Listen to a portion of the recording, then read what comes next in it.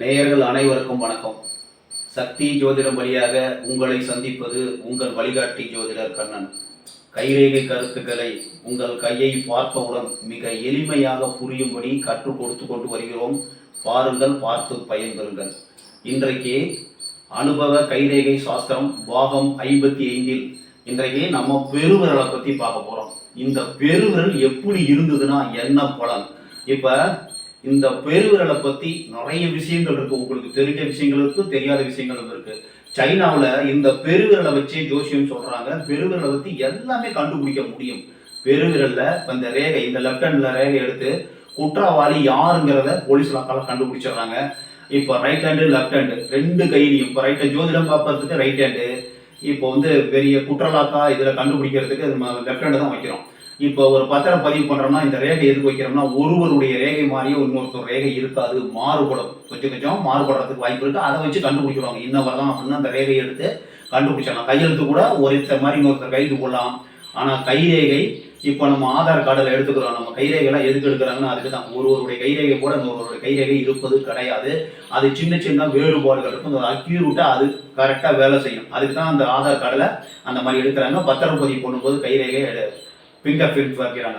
இந்த கைரேகை என்பது இதுல இருந்து ஒரு சில பேர் ஜாதகத்தை எடுக்கிறதா நான் கேள்விப்பட்டிருக்கேன். நிறைய விஷயம் இந்த கையில இருக்கு. இந்த கை எப்படி இருந்தா என்ன பலன் அப்படிங்கிறத நம்ம பார்க்க போறோம். இந்த கைரேகையில இப்ப ஸ்ட்ராங்கா நல்லா அப்படி இருக்கு. இப்படி அழுத்தணும்னா வளையவே வளையாது. அந்த மாதிரி இருக்கிற கை ஒரு ஒரு ஒரு விதமான உறுதியான கைன்னு சொல்லுவோம். இப்படி அழுத்தணும்னா வளைஞ்சு போயிடும். அது ஒரு கை. இயற்கையிலேயே வளைஞ்சு அப்படி பெண்டாவே இருக்கும். ஒரு சில பேருக்கு அப்படியே பெண்டாவே இருக்கும். அந்த மாதிரி கை இருக்கிறதுக்கு வாய்ப்பு இருக்கு. அதாவது நல்லா அழுத்துனா வளையாம இருக்கிற கை ஒரு ஸ்ட்ராங்கான கை, உறுதியான கை, நீதி, நேர்மை, சத்தியம் தவறாமல் இருப்பார்கள். உண்மையா உழைப்ப அவங்கள்ட்ட ஒரு காரியத்தை ஒப்படைச்சோம்னா நல்ல திறமையா செஞ்சு முடிச்சிருவாங்க.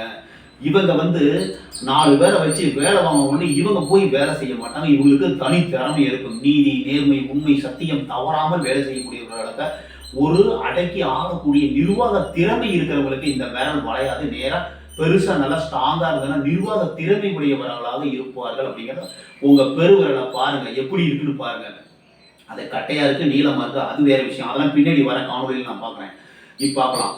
இப்ப இந்த விரல் அப்படி அழுத்தி பார்த்தீங்கன்னா அது ஆட்டோமேட்டிக் ஒரு சில பேர் நல்லா சல்லுன்னு வளையும். அந்த மாதிரி வளையாம நேரா இருந்துருச்சுன்னா, நல்லா ஸ்ட்ராங்கா இருந்ததுன்னா வளையாம, அது ஒரு கரெக்டான கை, உறுதியான கை, மனம் உறுதி படைத்தவர்கள். எதை சொல்லணுமோ அதை தான் சொல்லுவாங்க. எல்லாத்தையும் சொல்ல மாட்டாங்க எல்லாத்தையும். அந்த மாதிரி ஒரு திடமான மனது படைத்தவர், வாழ்வில் நல்ல ஒரு நிலையில் இருக்கக்கூடியவர். அதாவது இவருக்கு கீழே நிறைய பேர் வேலை செய்வாங்க. திறமை எந்த வேலை கொடுத்தாலும் திறமையா செய்து முடிக்கக்கூடியவர். நீதி, நேர்மை, சத்தியம் தவறாமல் ஒரு தலைமை பண்பில் இருக்கக்கூடிய, தலைமை தாங்கக்கூடிய ஒரு பொறுப்புள்ள ஒரு நல்லவராக இருப்பதற்கு வாய்ப்புகள் உண்டு. இதே இந்த கை வளைஞ்சு போயிடுச்சுன்னு வச்சுங்க, இப்படி தொட்டோன்னு இப்படி வளையுது. வளைஞ்சதுன்னா அதாவது வளைந்து கொடுத்து செல்லக்கூடிய ஒரு நபராக இடத்துக்கு தகுந்த மாதிரி தன்னை மாத்திக்குவாங்க. ஒரு நபர் இந்த மாதிரி வளையுது, தொட்டோன்னு இப்படி அமுக்கணும்னு வளையுதுன்னா இடம் பொருள் பார்த்து அதுக்கு தகுந்த மாதிரி வளைந்து கொடுத்து இது பண்ணுவாங்க. இப்ப வளையாம நேரா இருந்தா அவங்களே அந்த வேலையை செய்வாங்க. இந்த வளைஞ்சு கொடுக்கறவங்க என்ன பண்ணுவாங்க, பணம் செலவு பண்ணாலும் பரவாயில்ல, நம்ம உடம்பு நோகாம வேலை செய்யணும்னு நினைப்பாங்க. வளைஞ்சு அமுக்குனா வளையக்கூடியவங்க பணம் செலவு பண்ணாலும் பரவாயில்ல, நம்ம வேலை நம்ம உடல் உழைப்பு இல்லாம அடுத்தவங்க வச்சு வேலை வாங்கணும்னு நினைப்பாங்க. அதாவது முக்கியமா வேலை இருக்கும், டைம் பாஸ் பண்ணிட்டு இருப்பாங்க. எப்படியும் டைம் போனா போதும், நம்ம போயிடலாம், அப்ப வேலை செஞ்சுட்டு இருக்காங்கன்னு வச்சுங்க. நம்ம டைம் பாஸ் பண்றதுக்கு வாய்ப்பு இருக்கு. இந்த வளையக்கூடிய வேலை உள்ளவங்க வளையாம நேரா இருந்தா நல்ல ஒரு வேலை திறமை, நல்ல திறமையான ஒர்க்கு வேலை செய்யறவங்களா இருப்பாங்க. அதே மாதிரி வளையக்கூடிய விரல் இருக்கிறவங்க ஒரு கஜானாவையோ ஒரு பொருள் உள்ளதையோ கொடுத்தாங்கன்னா இறக்க மனசு அதிகமா இருக்கும். நல்லவங்கன்னு சொல்லுவாங்க, எல்லாருக்கும் அள்ளி கொடுத்துருவாங்க. அதாவது கஜானாவை அவர்கிட்ட ஒப்படைச்சோம்னா அந்த கஜானா காலி ஆயிடும். இறக்க குணம் அதிகமா இருக்கும். எல்லாருக்கும் அள்ளி கொடுத்துட்டு இவங்க வாங்கினா கேட்டாங்க, பசியோட இருந்தாங்க, அவங்களுக்கு அள்ளி கொடுத்துட்டேன்னு சொல்லுவாங்க. கஜானாவில் இவங்களாம் போடக்கூடாது. இந்த மாதிரி இயற்கையில இப்படி அழுத்தனா வளையக்கூடிய பெருவிரல் உள்ளவங்கள பொறுப்பு, பண பொறுப்பு அவங்கள்ட்ட கொடுத்தோம்னா தேவையில்லாத செலவு செஞ்சு அதனால அவங்க அந்த மாதிரி இறக்க குணம் அதிகமாகும். நல்லா புரிஞ்சுங்க. இந்த மாதிரி அமுக்குனா வளையக்கூடிய பெருவிரல் உள்ளவங்க இறக்க குணம் அதிகமா இருக்கும். கஜானா பணம் பொறுப்பை கொடுத்தோம்னா நிறைய செலவு செஞ்சிருவாங்க அப்படிங்கிறத நம்ம புரிஞ்சுக்கணும். நல்ல பெருவிரல் ஸ்ட்ராங்கா இருக்கு, நல்லா வளையாம நல்லா இருக்குன்னா மனோ திடம் உள்ளவர்கள் எதையும் திறமையா செய்வாங்கன்னு அர்த்தம். இந்த வளைஞ்சு கொடுக்கறவங்கள எல்லாரும் நல்லவங்கன்னு பேசுவாங்க. ஏன்னா அவங்க அள்ளி கொடுப்பாங்க, கேட்கறவங்களுக்கு அள்ளி கொடுத்துருவாங்க. அது மாதிரி இருக்கும்போது நல்லவர்கள் என்று புகழப்படுவார்கள். இயற்கையிலேயே ஒரு சில பேருக்கு வளைஞ்சே இருக்கும், இந்த பெருவிரல் வளைஞ்சு இருக்கும். இயற்கையிலே வளைஞ்சு இருந்ததுன்னா அது ஒரு நல்ல அமைப்பு. அதாவது அந்த அந்த இவங்க நல்ல வளையாம இருக்கிறவங்க நல்ல நீதி நேர்மையா இருப்பாங்க. வளைஞ்சு கொடுக்குறவங்க தேவையில்லாத செலவு செய்வாங்க, அதை அள்ளி கொடுத்துருவாங்க. ஆனா அந்த இயற்கையிலே வளைஞ்சு இருக்கிறவங்க எதை செய்யணும் எதை செய்யக்கூடாதுன்னு தெரிந்து நல்லபடியா செய்யக்கூடிய ஒரு நபர்களாக இருப்பார்கள். ஆனா செலவு அதிகமா பண்றதுக்கு வாய்ப்பு இருக்கு. ஆனா எல்லாரும் நல்ல பேர் வாங்கிடுவாங்க. இயற்கையிலே வளைஞ்சிருக்கவங்க மிகவும் நல்ல அமைப்பு. வாழ்வில் வெற்றி பெறக்கூடிய ஒரு நல்ல அமைப்பாக இந்த பெருவிரல் ரேகை இருக்கு.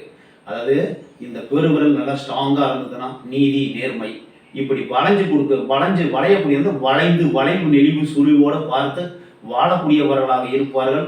பணத்தை இவரிடம் ஏமாற்ற முடியும். இப்ப நிறைய பேர் ஏமாத்திட்டு போயிடறாங்கல்ல, இந்த மாதிரி வளைஞ்சு கொடுக்குறவங்க யாராவது கேட்டா நம்பி கொடுத்துருவாங்க, ஏமாந்துருவாங்க. ஆனா இயற்கையிலே வளைஞ்சு இருக்கிறவங்க ரெண்டு இதையும் மெயின்டைன் பண்ணி கரெக்டா வர்றதுக்கு வாய்ப்புகள் இருக்கு. செலவு செய்வாங்க, எதுக்கு செலவு செய்யணும்னு பார்த்து கரெக்டா செலவு செய்யக்கூடிய ஒரு மனோபோக்கம். இயற்கையிலே வளைஞ்சிருந்தா செலவு செய்வாங்க.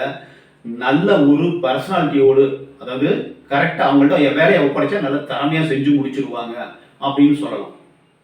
இப்படி நம்ம விரலை கொண்டு நம்ம ஜோதிடம் சொல்றதுக்கு இயற்கையிலேயே நிறைய விஷயம் இருக்கு. பெருவிரலை கொண்டு இப்ப வளையாத ஸ்ட்ராங்கான பெருவிரல், வளையக்கூடிய பெருவிரல், இயற்கையாக வளைந்த பெருவிரல் நல்ல ஒரு யோகத்தை கொடுக்கும் என்று கூறி மற்றும் ஒரு சிறப்பான காணொளியில் உங்களை சந்திக்கும் வரை உங்கள் வழிகாட்டி ஜோதிடர் கண்ணன். வணக்கம்.